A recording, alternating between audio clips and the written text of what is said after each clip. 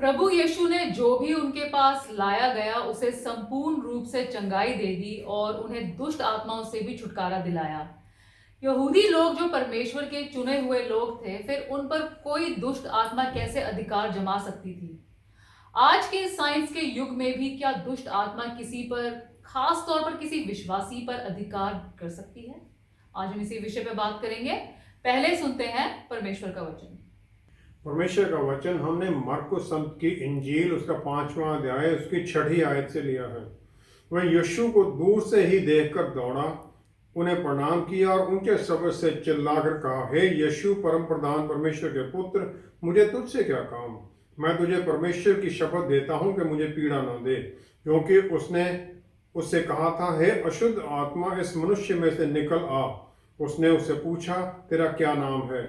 उसने उससे कहा, मेरा नाम सेना है, क्योंकि हम बहुत हैं। और उसने उससे बहुत विनती की, हमें इस देश से बाहर ना भेज। परमेश्वर के वचन को पढ़े और सुने जाने से आशीष हो। आमीन। दुष्ट आत्माएं क्या है और ये कहां से आती हैं? परमेश्वर इन्हें नष्ट क्यों नहीं करते ताकि विश्वासी लोग इनसे बच सकें? ये आम सवाल पूछा जाता है कि धर्मी परमेश्वर ने शैतान और दुष्ट आत्मा को बनाया क्यों? उत्पत्ति पहला अध्याय 31वीं आयत में सब काम पूरा करने के बाद में परमेश्वर ने उसे देखा और कह दिया, बहुत सुंदर। उत्पत्ति के दूसरे अध्याय की दूसरी आयत में 7वें दिन परमेश्वर ने आराम किया जो उन्होंने काम किया था। परमेश्वर थक नहीं गए थे, लेकिन सब कुछ उनकी कमांड पर हुआ था।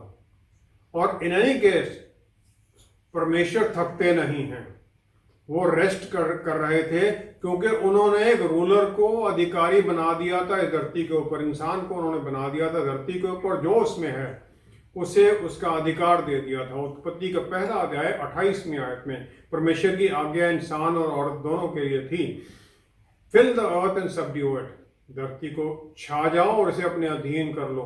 जो उसके ऊपर सब ताकतें थी उन्हें अधीन करना था।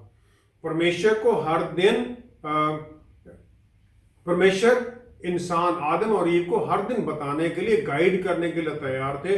अपने बल और शक्ति से भरने के लिए उन्हें हर रोज मिलते थे शाम के समय में अदन बाग में, और उन्हें पूरी तरह से सक्षम कर रहे थे वो। एजेकियल नबी की पुस्तक उसका 28वां अध्याय 12 से 15वीं आयत में परमेश्वर ने शैतान को बनाने के बारे में वहां लिखा गया है। उसे कवरिंग खरूफ बनाया गया था, परफेक्ट था वो, सुंदरता में भी और बुद्धिमता में भी। ग्रेट म्यूजिशियन था, पाइप तो उसके जो उसके बारे में कहा गया है। प्रेशियस स्टोन उस पर लगाए गए थे, लेकिन अपनी सुंदरता के अहंकार में आकर परमेश्वर के खिलाफ हो गया। वो परमेश्वर के बराबर तुल्य होना चाहता था और शैतान बन गया।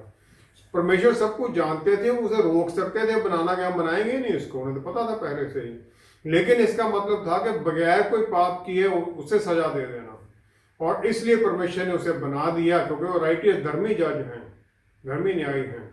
और फिर उसने एक तिहाई जो स्वर्गदूत थे उनके साथ रिबेल करके उसे वहां से निकलना पड़ा, और वो अदन बाग में था।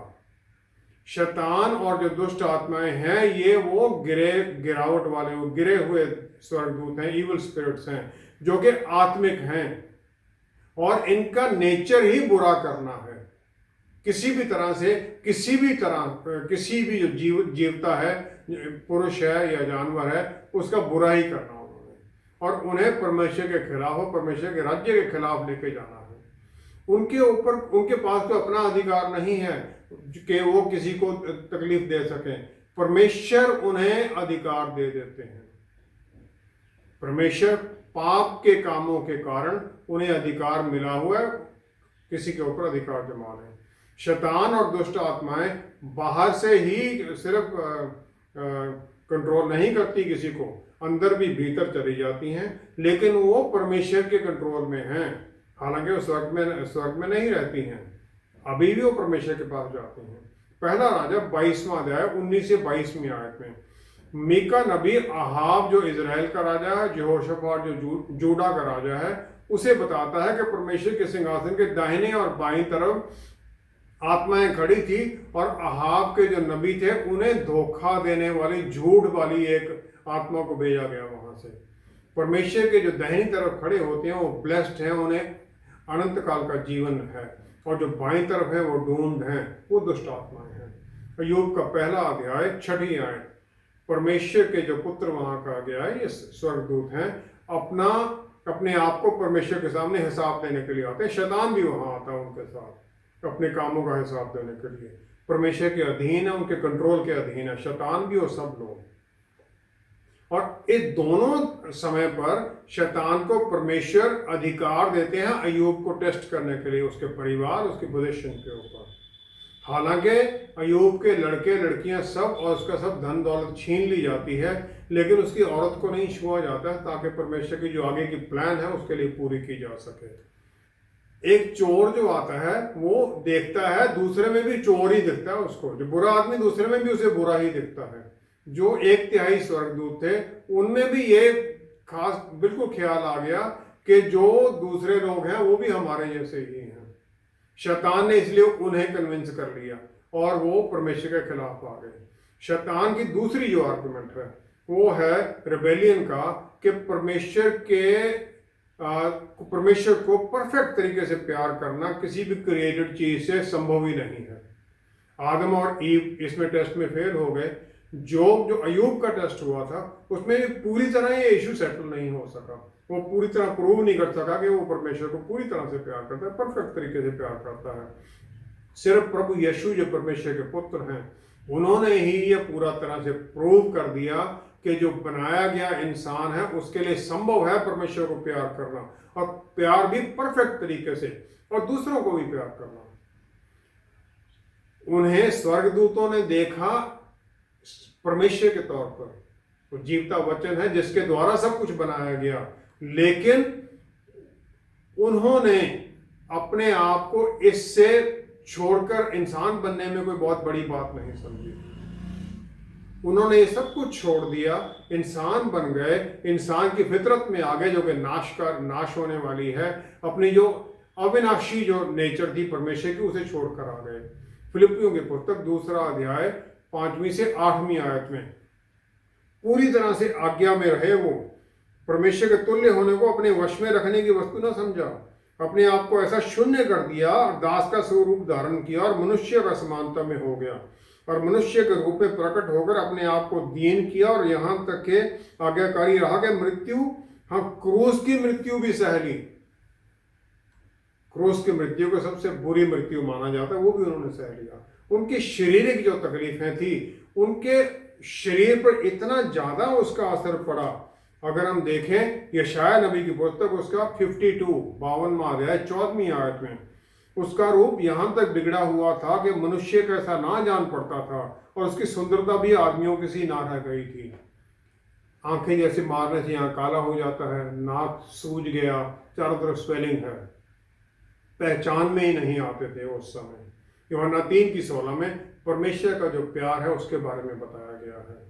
परमेश्वर का प्यार जो उनके पुत्र के द्वारा इंसान के ऊपर जाहिर होता है, जो फिर वही प्यार पुत्र के द्वारा सलीब के ऊपर जाहिर होता है हमारे लिए। सलीब पर उनकी कुर्बानी के द्वारा जाहिर होता है, उनकी तकलीफों के द्वारा जाहिर होता है। प्रभु यीशु ने सिर्फ हमारी जो कॉन्डमनेशन थी, हमारे ऊपर जो दंड था, सिर्फ उसी को पूरी तरह से नहीं अपने ऊपर लिया है, पापों को ही नहीं लिया है, लेकिन उन्होंने शैतान का न्याय करने का अधिकार भी पा लिया। और जो हम लोग उनके साथ हैं, अंतिम दिन में हम उनके साथ न्याय करेंगे। और इस दौरान परमेश्वर इस्तेमाल करते हैं जो विश्वासी उनके दुखों को, उनकी तकलीफों को शैतान के हाथों टेस्ट करके उनके विश्वास को टेस्ट करने के लिए। अगर परमेश्वर को न्याय करना है शैतान और दुष्ट आत्माओं का आज, तो फिर ये न्याय सबके ऊपर होना चाहिए। यहेजकेल नबी की पुस्तक 33वां अध्याय 11वीं आयत में परमेश्वर की जो इच्छा है बिल्कुल क्लियर है, बिल्कुल उन्होंने क्लियर कह रखा है कि मैं क्या चाहता हूं। वो कहते हैं 11वीं आयत में, मैं दुष्ट के मरने से कुछ भी प्रसन्न नहीं होता, परंतु इससे कि दुष्ट अपने मार्ग से फिरकर जीवित रहे। परमेश्वर नहीं चाहते किसी भी तरह से नुकसान कराना किसी का। लूका की पुस्तक 23वां अध्याय 42-43वीं आयत में क्रिमिनल जो सलीब पर था परमेश्वर के पुत्र प्रभु यीशु के साथ में, उसने पहचान लिया प्रभु यीशु को कि ये मुक्तिदाता है, और उसने उनसे कह दिया जब आप अपने राज्य में आएंगे तो मुझे याद रखना। और उसी समय उसे अनंत काल का जीवन मिल गया। उसकी तौबा हुई, उसने तौबा की दूसरे क्रिमिनल को डांट कर। इस प्रकार जो शैतान के जितने काम हैं ये सब फेल होंगे और उसे एक दिन न्याय के सामने, वो जो व्हाइट थ्रोन जजमेंट है प्रभु यीशु का, उसके सामने उसे आना ही पड़ेगा। तब तक ही सिर्फ वो आज़ाद घूम रहा है, और लेकिन उसकी आज़ादी बिल्कुल नहीं है, पूरी आज़ादी नहीं है। उसे परमेश्वर के अधीन है, उनकी अधीनगी में काम करता है, उनकी अधीनगी में ही चलता है। हमें यही ध्यान रखना है। एक विश्वासी में पवित्र आत्मा परमेश्वर वास करते हैं, तो क्या कोई शैतानी ताकत भी उन पर अधिकार जमा सकती है? अफसियों की पत्री 6 अध्याय की 12वीं आयत में पौलुस रसूल ने हमारा दुश्मन कौन है वो डिफाइन कर दिया। वो कहते हैं, हमारा ये मलयुद्ध लहू और मांस से नहीं परंतु प्रधानों से और अधिकारियों से और इस संसार के अंधकार के हाकिमों से और उस दुष्टता की आत्मिक सेनाओं से है जो आकाश में है। ये हमारा जो लड़ाई है ये शारीरिक नहीं है, आत्मिक है, जिन्हें हम देख नहीं सकते हैं। हालांकि वो किसी एक इंडिविजुअल को, किसी इंसान को अपना फ्रंट बनाकर हमारे ऊपर हमला करते हैं। अब ये हमला हमारे ऊपर कैसे करते हैं? किसी भी काम के दो पहलू हैं, एक तो आत्मिक है और एक शारीरिक है। क्योंकि हमें शारीरिक तो कनेक्शन हमारा धरती से, को मिट्टी से बनाया गया था, और आत्मिक कनेक्शन है परमेश्वर जो हमारे भीतर सांस फूंका, परमेश्वर से साथ कनेक्शन है। तो इस प्रकार पाप का पहला कनेक्शन है शरीर के ऊपर, बीमारियां ये सब के कारण, और दूसरा है आत्मिक कि हम परमेश्वर के साथ फेलोशिप से निकल जाते हैं, नजदीकी से दूर हो जाते हैं, उनकी सुरक्षा से फिर हम बाहर निकल जाते हैं। जो सेक्सुअल सिन है ये सबसे ज्यादा ग्रीवस माना जाता है। ये नहीं परमेश्वर ने कहीं कैटेगराइज किया ये सीरियस है ये कम है, लेकिन इसका जो असर पड़ता है दो लोगों पर और उनके परिवारों पर, सब पर पड़ता है, और परमेश्वर पर भी इसका असर पड़ता है जो हमसे प्यार करते हैं। भजन संहिता 51 की 4थी आयत में बादशीबा के साथ राजा दाऊद पाप करने के बाद में परमेश्वर से माफी मांगता है। वो ये कहता है, मैंने केवल तेरे ही विरुद्ध पाप किया और जो तेरी दृष्टि में बुरा है वही किया है, ताकि तू बोलने में धर्मी और न्याय करने में निष्कलंक ठहरे। मैंने तेरे ही विरुद्ध पाप किया है। पाप तो उसने बादशीबा के साथ किया, और बादशीबा का जो हस्बैंड था, उसका पति था ऊरिया, उसे उसने मरवा दिया। पाप परमेश्वर के साथ कैसे होता है हम वो देखें। यूहन्ना 17:23 में प्रभु यीशु ने ये कह दिया कि मैं इनमें, विश्वासियों में, और आप मेरे में, पिता परमेश्वर उनमें। तो प्रभु यीशु हम में है और पिता प्रभु यीशु में है। इस प्रकार हम डायरेक्टली परमेश्वर के पुत्र के भीतर हैं, वो हमारे भीतर हैं, और हमारा परमेश्वर के साथ सीधा कनेक्शन बन जाता है, और हम उनके साथ एक हो जाते हैं। पहला कुरिन्थियों 6 अध्याय 15 से 19वीं आयत अगर हम देखें, पौलुस रसूल ने एक विश्वासी का जो परमेश्वर के साथ जुड़े हुए हैं और सेक्सुअल पाप करने के बाद में क्या असर पड़ता है। वे दोनों एक तन होंगे। जो परमेश्वर के साथ, मैं मसीह को के अंग को लेकर उन्हें वेश्या के अंग कैसे बना सकता हूं। हम परमेश्वर के साथ एक अंग हो गए जब हम किसी और से जुड़ जाते हैं, शादी से बाहर या शादी से पहले किसी के साथ रिश्ते में, तो हम उसके साथ एक होते हैं। तो परमेश्वर के शरीर को, जो हमारे भीतर परमेश्वर आगे शरीर अब उनका है, तो हम किसी और के साथ कैसे जोड़ सकते हैं। इस तरह फिर परमेश्वर के साथ हमारा जो नजदीकी रिश्ता वो खत्म हो जाता है, उनकी सुरक्षा से बाहर निकल जाता है, और फिर दुष्ट आत्माएं और शराब जो वो दूसरे इंसान में थे वो हमारे ऊपर आ जाते हैं। उनका एक्सेस हो गया, एक हो गए हम, तो वो हमारे ऊपर भी अपना अधिकार कर लेते हैं। पौलुस रसूल फिर आगे क्लियर करते हैं, जो पाप इंसान करता है वो शरीर से बाहर है, लेकिन जो ये सेक्सुअल इमोरलिटी करता है, सेक्सुअल पाप करता है, वो अपने शरीर के खिलाफ करता है। और क्योंकि शरीर पवित्र आत्मा परमेश्वर का मंदिर है जो इसके अंदर, जो भीतर रहते हैं, तो हमारा पाप सीधा पवित्र आत्मा परमेश्वर के खिलाफ हो जाता है। इस प्रकार एक विश्वासी शराब के अंदर, डीमन पोजेशन के अंदर आ सकता है और आ जाता है, और उसके साथ जितने उसके शराब है वो सब उसके ऊपर आ जाते हैं। उत्पत्ति 3 अध्याय 1 आयत में हवा से सांप ने, शैतान ने पूछा, क्या परमेश्वर ने सचमुच यही कहा है? मत्ती 4 अध्याय 3 में इसी तरह का सवाल पूछा था प्रभु यीशु से शैतान ने। उसने कहा, अगर तू परमेश्वर का पुत्र है। 6 में फिर वो कहता है, जो हमला होता है सबसे पहले ये होता है हमारे मन में शक हो जाए परमेश्वर के वचन के बारे में, और परमेश्वर के वचन में हम दूर होने लग जाए। इसके लिए कोई उपदेशन की जरूरत नहीं है, सिर्फ मन में विचार डालने की जरूरत है। जो विश्वासी एक नॉर्मल जीवन जी रहा है, किसी और के पास ना वचन सुनाना, ना कोई और करना, ना वचन का प्रचार करना, वो शैतान के लिए कोई हमला, कोई खतरा नहीं है। और इस प्रकार के इंसान को आम तौर पर शैतान छेड़ेगा भी नहीं, दुष्ट आत्मा भी उसे कुछ नहीं कहेगी। हाँ, उसको ट्रेनिंग करने के लिए, किसी दुष्ट आत्मा को ट्रेन करने के लिए जरूर उसको चाहे कर लें, अदरवाइज नहीं होगा। जो शैतान की एनर्जीज हैं, जो उसका बल है, उन लोगों की तरफ है जो एक्टिव काम करते हैं स्वर्ग राज के लिए, जो पूरी तौर पर चले रहते हैं, जैसे पौलुस रसूल थे। एक विश्वासी के अंदर पवित्र आत्मा परमेश्वर वास करते हैं, और इसलिए डीमन पोजेशन उसके खिलाफ मुश्किल है। लेकिन बहुत लोग हैं जो डीमंस के कंट्रोल में आ जाते हैं। कंट्रोल कैसे होता है? विचार बुरे, डर लगना, गुस्से में आ जाना, इस प्रकार की और जो इमोशंस हैं, शारीरिक जो काम है, जिससे हम पाप कर देते हैं। शैतान हमारे मन में इस प्रकार विचार डालता है ताकि हम अपने सोचे हम तो इंडिपेंडेंट हो रहे, लेकिन हम उसके अधीन हो जाते हैं और फिर हम नुकसान में चले जाते हैं। दूसरा तरीका है कोई फिजिकल, शारीरिक कोई दुख, बीमारी ला लेना, कोई प्रॉपर्टी का नुकसान हो जाना, पैसे का नुकसान हो जाना, परिवार में किसी को बीमारी दे देना। इसके द्वारा हमारे विश्वास को टेस्ट करता है। अय्यूब को इसी प्रकार परमेश्वर ने टेस्ट किया शैतान के द्वारा। बीमारी हमारे पाप के कारण भी हो सकती है, और ये हर बार ये नहीं कि जरूरी हम शैतान के कारण ही हो रही है। और ये परमेश्वर भी इस्तेमाल कर सकते हैं ताकि हम उनके साथ वापस जुड़ जाएं।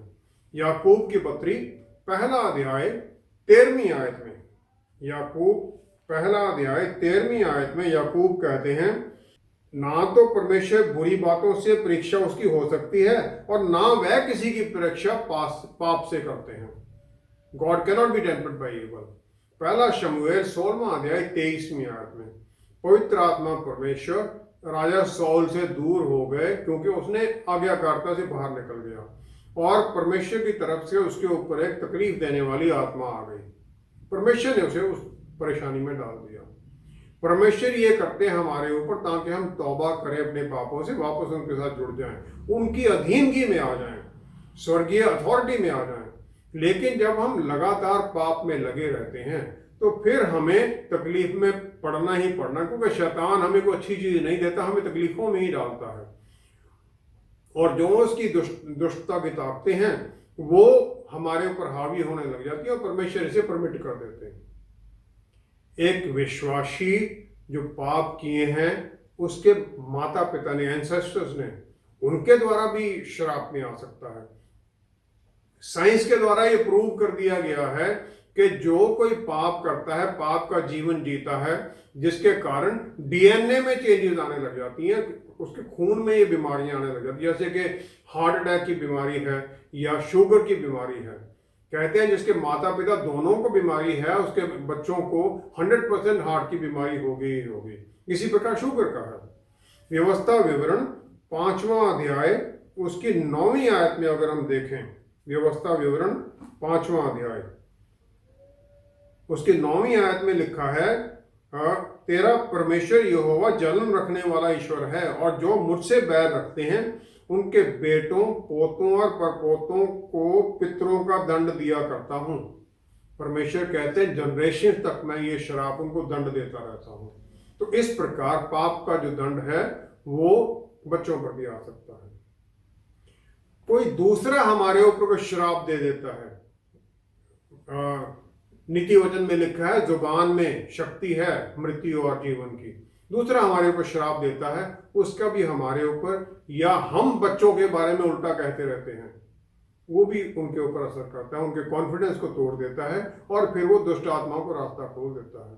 उत्पत्ति 3 अध्याय 10वीं आयत में पहली इमोशन जो शरीर में आई, जो आदम और ईव में आई, वो डर था और वो छिप गए। यहोशू जो कि मूसा के साथ 40 साल रहा उसका असिस्टेंट बनकर, उसने सब कुछ देखा परमेश्वर का काम होते हुए उसके द्वारा, लेकिन वो भी डर में आ गया जब उसे जिम्मेवारी लेनी पड़ी। परमेश्वर ने उसे 3 बार बोला कि तू डर मत। मूसा ने उसे 3 बार बोला कि तू डर मत। एक बारी इजरायली लोगों ने उसे बोला कि तू डर मत। यहोशू 1 अध्याय 9वीं आयत में परमेश्वर ने उसे वायदा किया कि मैं तेरे साथ रहूंगा।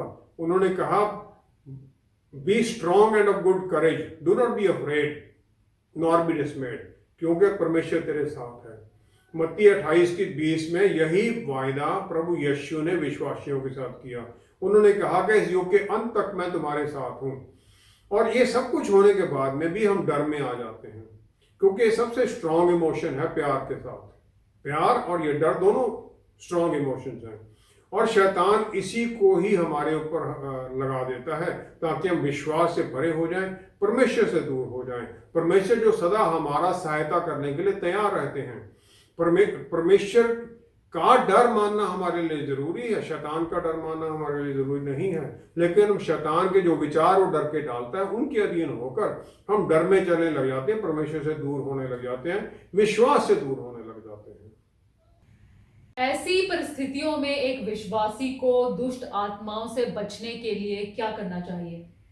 सबसे पहले हमें ये जान लेना जरूरी है कि दुष्ट आत्माएं या मीडियम ये बहुत शक्तिशाली पावर्स हैं, स्पिरिट्स हैं, और इनके साथ हम किसी भी तरह से जुड़ने की कोशिश ना करें। हम जुड़ते कैसे हैं?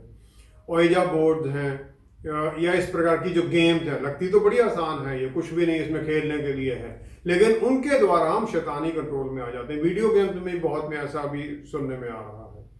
पहला पत्रस 5वां अध्याय 8वीं 9वीं आयत में पत्रस रसूल की जो हमारे लिए आज्ञा बिल्कुल क्लियर है। वो कहते हैं, सचेत हो और जागते रहो, क्योंकि तुम्हारा विरोधी शैतान गर्जने वाले सिंह के समान इस खोज में रहता है कि किसको फाड़ खाए।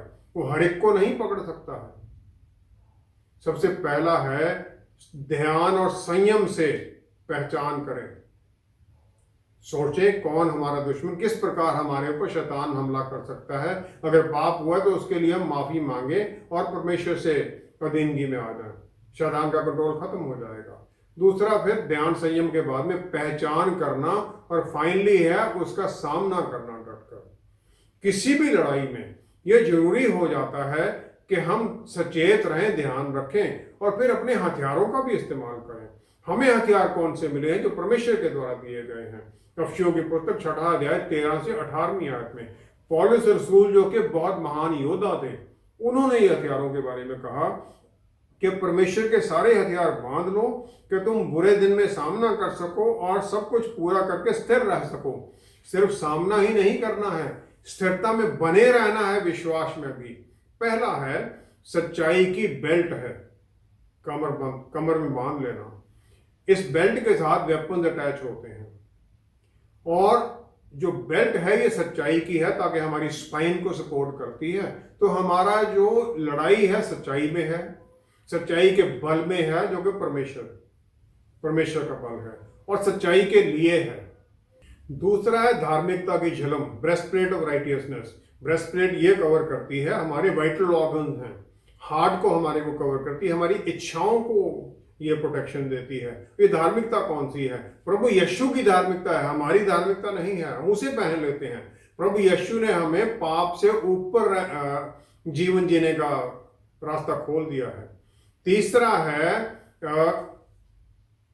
पांवों में मेल के सुसमाचार के तैयारी के जूते पहनकर, gospel of peace, shoes of the gospel of peace, विश्वास में करना है हमें, ताकि हम दूसरे लोगों को अपने साथ जोड़ें, मुक्ति का संदेश उनको दें, उन्हें भी विश्वास में लाएं, ताकि एक सेना बनती जाए।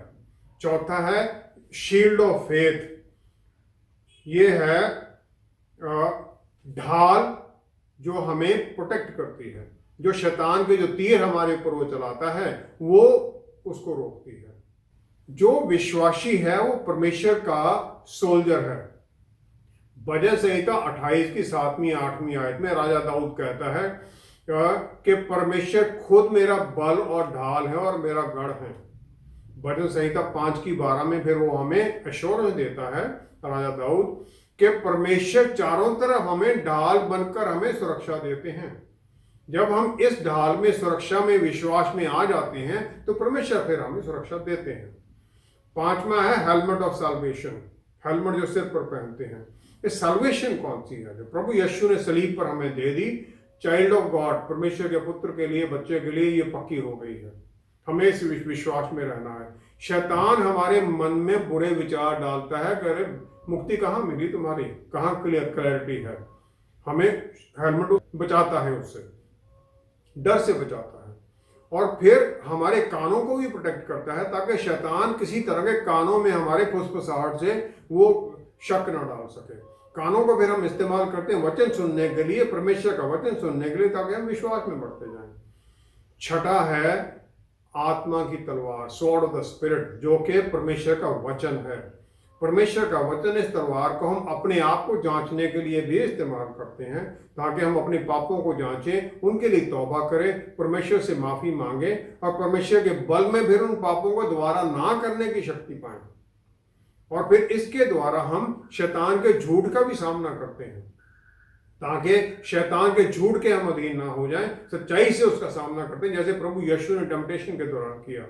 7वां है आत्मा में प्रार्थना करना। यह हथियार नहीं लिखा गया, लेकिन मेरा मानना यह हथियार है। रोमियो के पुस्तक 8वां अध्याय 26-27वीं आयत में पवित्र आत्मा परमेश्वर हमारे लिए पिता परमेश्वर की इच्छा के अनुसार प्रार्थना करते हैं। और पिता परमेश्वर आत्मा के माइंड को समझते हैं कि उनके मन में क्या चल रहा है। जब हम आत्मा में प्रेयर करते हैं तो पवित्र आत्मा परमेश्वर हमारे प्रार्थना को हमें गाइड करने लग जाते हैं, और फिर हमारी प्रार्थनाएं भी परमेश्वर की इच्छा के अनुसार होने लग जाती हैं, और हम उनके सुरक्षा में आ जाते हैं, उनकी इच्छा के अनुसार जीने लग जाते हैं। हमारा जीवन और प्रार्थनाएं भी फिर एक हथियार बन जाता है शैतान का सामना करने के लिए। याकूब की पुस्तक 4 अध्याय 7वीं 8वीं आयत में याकूब, जो कि प्रभु यीशु के भाई थे, जो कि पहली चर्च जो यरूशलेम में स्थापित की गई उसके हेड थे, उन्होंने क्या कहा? वो कहते हैं परमेश्वर के अधीन हो जाओ और शैतान का सामना करो तो वह तुम्हारे पास से भाग निकलेगा। शैतान का सामना करो तो वो भाग निकलेगा। हम सामना करते हैं परमेश्वर के बल में। जितना हम नजदीक परमेश्वर के होते जाते हैं, हर रोज प्रार्थना करना और आराधना करना, फेलोशिप में जाना, चर्च में जाना, उतने हम उनकी अधीनगी में आते जाते हैं, उनकी सुरक्षा में आते जाते हैं, उनका बल में चलने लग जाते हैं। फिर शैतान हमें चाहे कुछ बताने की कोशिश करे, लेकिन उसके लिए असंभव हो जाता है कि हमें डिस्करेज कर दे। हमारे मन में कोई विचार बुरे नहीं डाल सकता। हम विचार का फिर हम सच्चाई से सामना करने लग जाते हैं, और फिर वो हमारे ऊपर अधिकार नहीं करता है, ना ही हम उसके अधीन हो सकते हैं। हम परमेश्वर की सुरक्षा में बने रहते हैं। यही हमारे लिए जरूरी है। आइए हम प्रार्थना करें। पिता परमेश्वर, क्या ही धन्य है आप कि आपने ना सिर्फ हमें अपने परिवार का हिस्सा बना लिया, बल्कि हम इस आत्मिक लड़ाई के लिए अपने हथियार दे दिए। पवित्र आत्मा परमेश्वर, आप हमारे भीतर हैं। आप पिता की इच्छा के अनुसार हमारे लिए कराह के प्रार्थना करते हैं। सहायता कीजिए कि हमारी प्रार्थनाएं पिता परमेश्वर की इच्छा के अनुसार हों, क्योंकि उनकी इच्छा के अनुसार वो हमें सब कुछ देना चाहते हैं जिसके बारे में कभी हमने सोचा भी नहीं। आशीष दीजिए कि हम उनकी इच्छा के अनुसार चलें, उनकी इच्छा के अनुसार प्रार्थना करें, ताकि शैतान हमारे नजदीक भी ना आ सके, हम उसका डटकर सामना कर सकें। हमें बल और शक्ति से भर दीजिए। पिता परमेश्वर, सारा आदर आपको देते हुए सब कुछ प्रभु यीशु के पवित्र नाम में मांगते हैं। आमीन, आमीन। परमेश्वर हमें केवल अच्छे की पहचान ही देना चाहते हैं, ताकि ना तो हम बुराई को जानें और ना इसके बारे में सोचकर उसकी अधीनगी में हो जाएं। ये गिरावट बहुत बार अचानक नहीं आती, बल्कि आहिस्ता से होती रहती है, और अचानक एक दिन शैतान हमारे मन को पूरी तरह से कंट्रोल कर लेता है। हमारे साथ दोबारा जुड़ने के लिए आपका बहुत बहुत धन्यवाद। Until next time, stay blessed. Shalom.